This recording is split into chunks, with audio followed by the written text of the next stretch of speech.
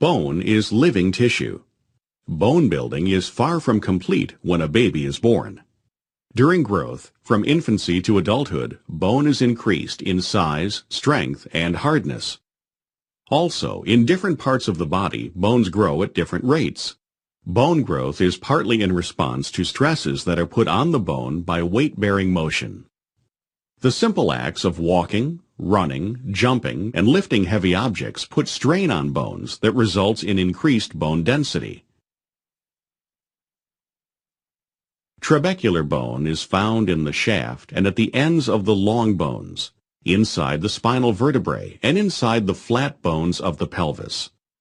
In the ends, trabecular bone completely fills the cavity, and its structure transmits stress forces to the shaft. Trabecular bone forms an internal scaffolding network for bone. The trusses and arches found within the trabecular bone provide for the great strength of bone and yet surprising lightness.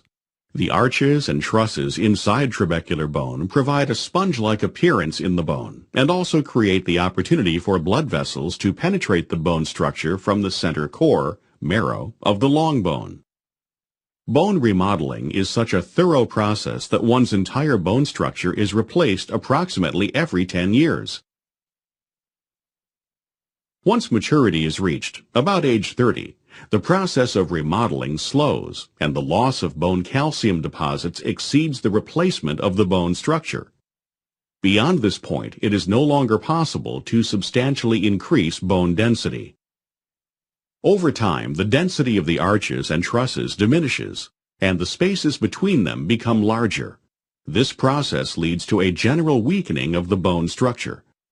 It is a very gradual process and requires decades before any noticeable bone weakness appears. Osteoporosis is the end result of the erosion of the arches and trusses. Osteoporotic bone has much larger spaces between the arches and trusses and is significantly weaker than normal bone. Therefore, it is more prone to fracture. This condition is responsible for many injuries related to falls in elderly people. Women are more susceptible to osteoporosis than men. This is probably related to hormonal influence on bone growth and calcification.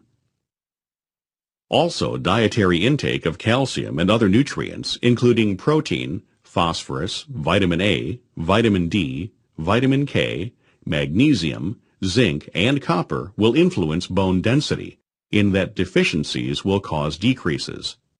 Finally, genetics have an influence on bone density. Here is the progress of bone loss in a person who has taken some precautions related to osteoporosis onset.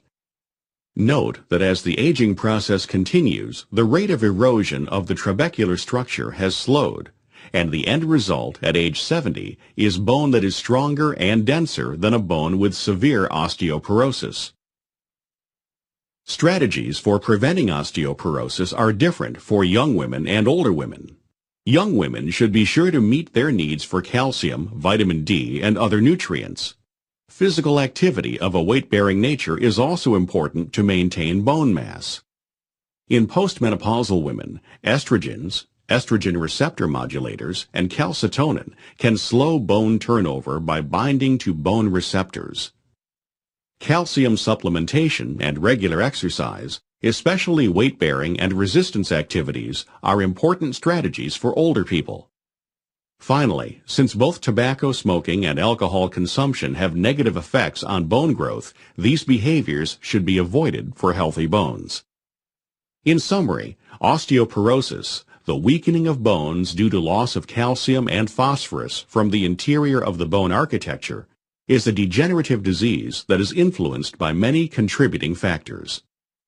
Health-promoting interventions such as adequate nutrition and physical activity, and medical interventions such as prescription medications designed to limit progress of osteoporosis, coupled with positive behaviors such as not smoking or using alcohol excessively, can forestall the onset and severity of osteoporosis.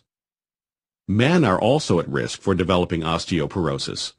For men, similar prevention strategies apply.